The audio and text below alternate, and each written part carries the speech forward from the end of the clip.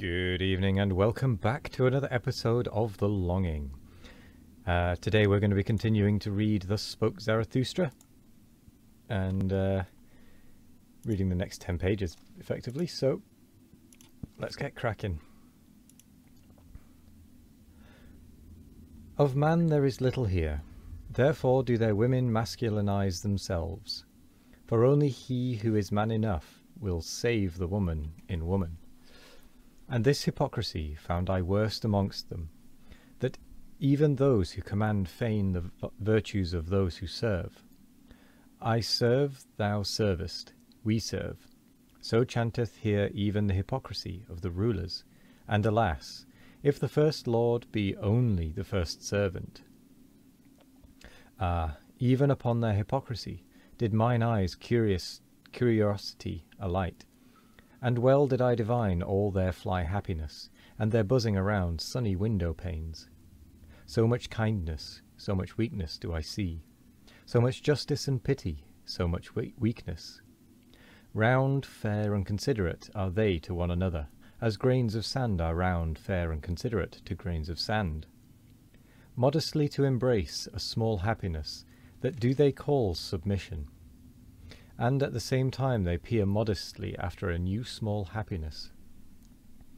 In their hearts they want simply one thing most of all, that no one hurt them. Thus do they anticipate everyone's wishes, and do well unto everyone. That, however, is cowardice, though it be called virtue. And when they chance to speak harshly, those small people, then do I hear therein only their hoarseness. Every draught of their air maketh them hoarse. Shrewd indeed are they, their virtues have shrewd fingers, but they lack fists. Their fingers do not know how to creep behind fists. Virtue for them is what maketh modest and tame. Therewith have they made the wolf a dog, and man himself man's best domestic animal. We set our chair in the midst, so saith their smirking unto me, and as far from dying gladiators as from satisfied swine. That, however, is mediocrity, though it be called moderation. 3.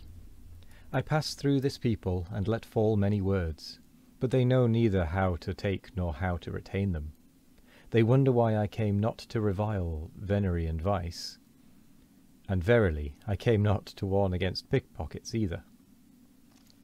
They wonder why I am not ready to abet and whet their wisdom, as if they had not yet enough wiseacres, whose voices grate on mine ear like slate pencils, and when I call out, curse all the cowardly devils in you, that would fain whimper and fold the hands and adore, then do they shout, Zarathustra is godless.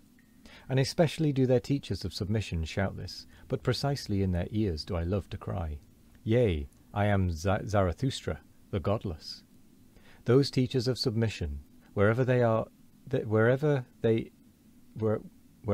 is aught puny or sickly or scabby, there do they creep like lice, and only my disgust preventeth me from cracking them. Well, this is my sermon for their ears. I am Zarathustra the godless, who saith, who is more godless than I, that I may enjoy his teaching. I am Zarathustra the godless. Where do I find mine equal? And all those are mine equals who give unto themselves their will, and divest themselves of all submission. I am Zarathustra the godless. I cook every chance in my pot, and only when it hath been quite cooked do I welcome it as my food. And verily, many a chance came imperiously unto me, but still more imperiously did my will speak unto it. Then did it lie imploringly upon its knees, imploring that it might find home and heart with me, and saying flatteringly, See, O Zarathustra, how friend only cometh unto friend. But why talk I, when no one hath mine ears? And so will I shout it out unto all the winds. Ye ever become smaller, ye small people, ye crumble away, ye comfortable ones. Ye will yet perish. But your many small virtues, by your many small omissions, and by your many small submissions, Too tender, too yielding, so is your soil. But for a tree to become great, it seeketh to twine hard roots around hard rocks. Also what ye omit weaveth at the web of all the human future. Even your naught is a cobweb, and a spider that liveth on the blood of the future. And when ye take, then is it like stealing, ye small virtuous ones. But even among knaves, honour saith that one shall only steal when one cannot rob. It giveth itself, that is also a doctrine of submission. But I say unto you, ye comfortable ones, that it taketh to itself, and will ever take more and more from you. Ah, that ye would renounce all half-willing, and would decide for idleness, as ye decide for action. Ah, that ye understood my word. Do ever what ye will, but first be such as can will. Love ever your neighbour as yourselves, but first be such as love themselves. Such as love with great love, such as love with great contempt. Thus speaketh Zarathustra, the godless. But why talk I, when no one hath mine ears? It is still an hour too early for me here. Mine own forerunner am I among this people, mine own cockcrow in dark lanes.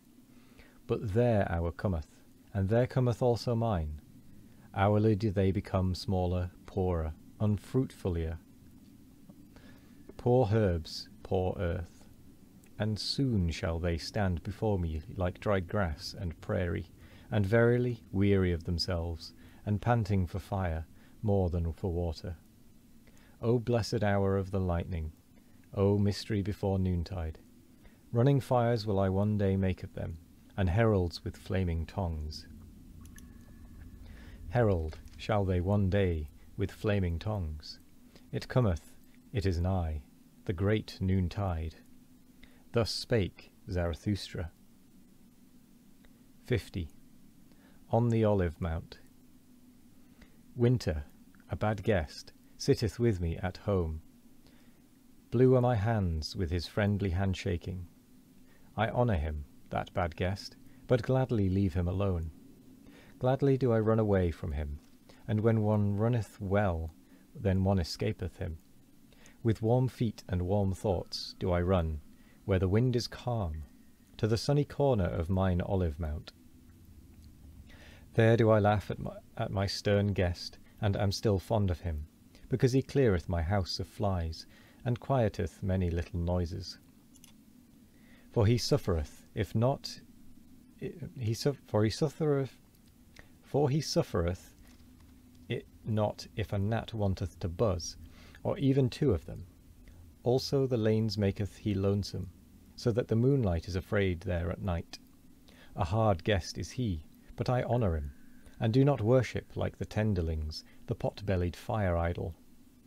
Better even a little teeth-chattering than idle adoration. So willeth my nature. And especially have I a grudge against all ardent, steamy fire-idols. Him whom I love better in winter than in summer. Better do I now mock at mine enemies, and more heartily, when winter sitteth in my house. Heartily, verily, even when I creep into bed, there still laugheth, and wantoneth my hidden happiness. Even my deceptive dream laugheth.